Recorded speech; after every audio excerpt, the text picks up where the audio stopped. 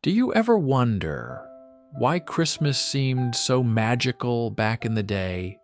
Not just magical, different. The snow felt thicker, the lights were brighter, and everything seemed to have a personal touch that's missing from the hustle and bustle of today.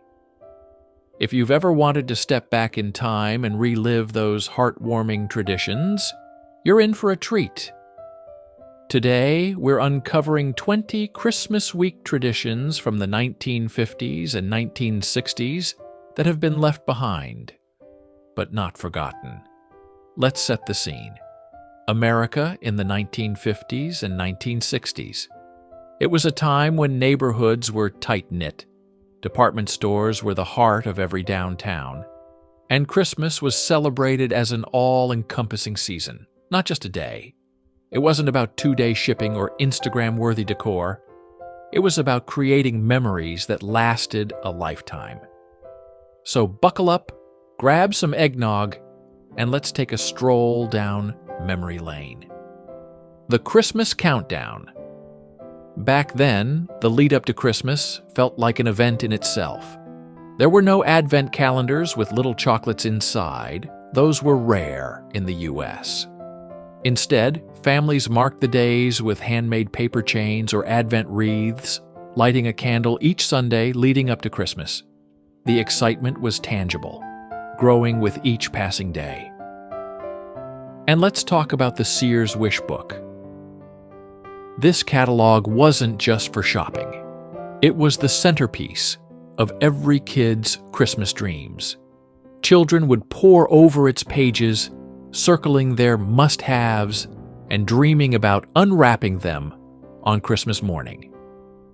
Parents, meanwhile, tried to figure out how to make those dreams come true without blowing the family budget.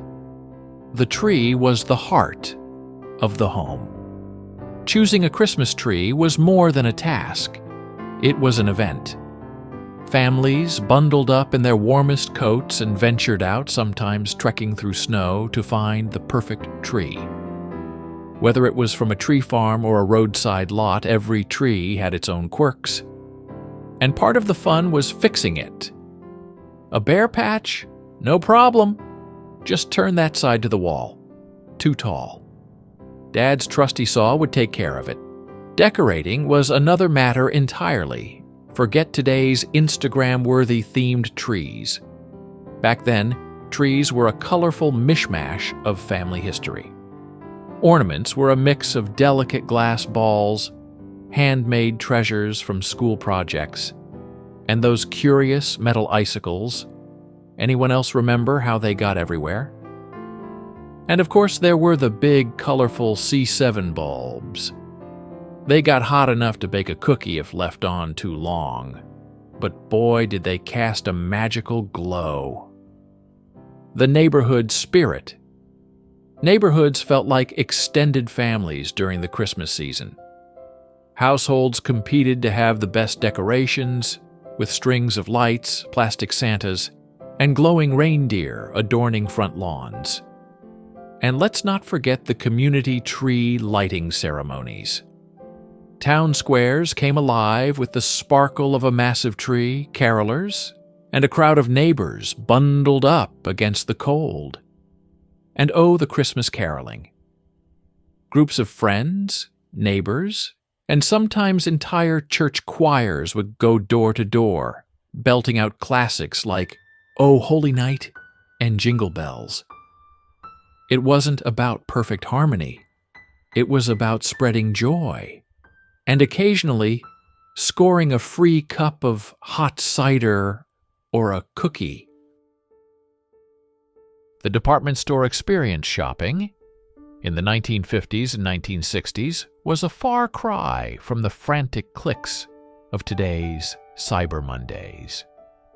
Department stores were a magical wonderland during the holidays. The window displays alone were worth the trip. Animated reindeer, moving trains, and snowy winter scenes turned every storefront into a work of art. Inside, the magic continued with elaborate Santa's workshops, where kids could sit on Santa's lap and share their wish lists. And for the adults, shopping was often a social affair. It wasn't unusual to bump into neighbors or friends while browsing for gifts. People took time to chat, catch up, and even exchange tips on where to find the best deals on a Lionel train set or a new doll. Homemade holidays. For many families, Christmas wasn't about how much you could buy. It was about what you could create. Moms, grandmas, and even dads got to work in the kitchen, whipping up batches of cookies, fudge, and holiday candies. Cookie tins were filled with butter spritz cookies, gingerbread men, and sugar cookies decorated with shaky hands and too much frosting. Homemade gifts were also a staple. Grandmothers knitted scarves and mittens, while crafty moms might put together handmade decorations or photo albums. Even kids got in on the action, making hand-drawn cards or popsicle stick ornaments for their parents. It was a time when thoughtfulness meant more than price tags. Christmas Eve magic. If Christmas Eve had a feeling, it was one of cozy anticipation. Families gathered together for big dinners featuring all the holiday favorites: roasted ham, scalloped potatoes, and a mysterious green jello mold that no one ever ate, but was always there. The star of the dessert table, that infamous fruitcake, which was dense enough to be used as a doorstop, but was somehow still delicious. After dinner, it was time for tradition. Dad would read "'Twas the Night Before Christmas." His voice hushed as kids listened with wide-eyed excitement. Stockings were hung with care, cookies and milk were left for Santa, and kids debated whether they'd hear sleigh bells if they stayed awake long enough. For many families, Christmas Eve also meant a trip to church.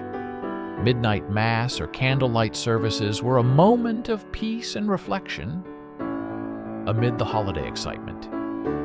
The glow of candles and the sound of silent night created a magical atmosphere that was impossible to forget. The golden age of Christmas specials. One of the best parts of Christmas week in the 1950s and 1960s was the golden age of holiday TV specials. Families gathered around their televisions to watch Bing Crosby's warm baritone fill the room with White Christmas.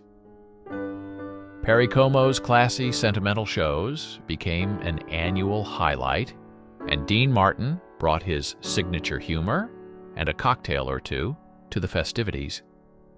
Animated classics also took center stage.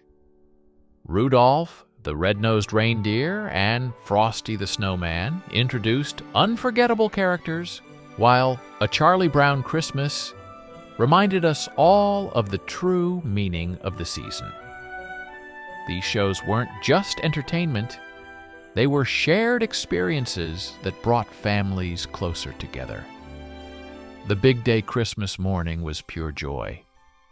Kids woke up before dawn, rushing to see if Santa had delivered their heart's desires. Wrapping paper flew in every direction, and the sound of wind-up toys, train whistles, and dolls saying "Mama" filled the air. Breakfast was a feast. Pancakes, scrambled eggs, bacon, and sticky cinnamon rolls kept everyone fueled for a day of visiting relatives. Families piled into their station wagons, gifts in tow, and headed to Grandma's or Uncle Joe's for Christmas dinner. The days after Christmas, the days between Christmas and New Year's, were quieter but still special.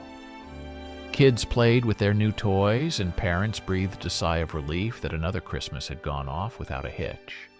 Some families took this time to visit with friends or even sneak in a little post-Christmas bargain shopping.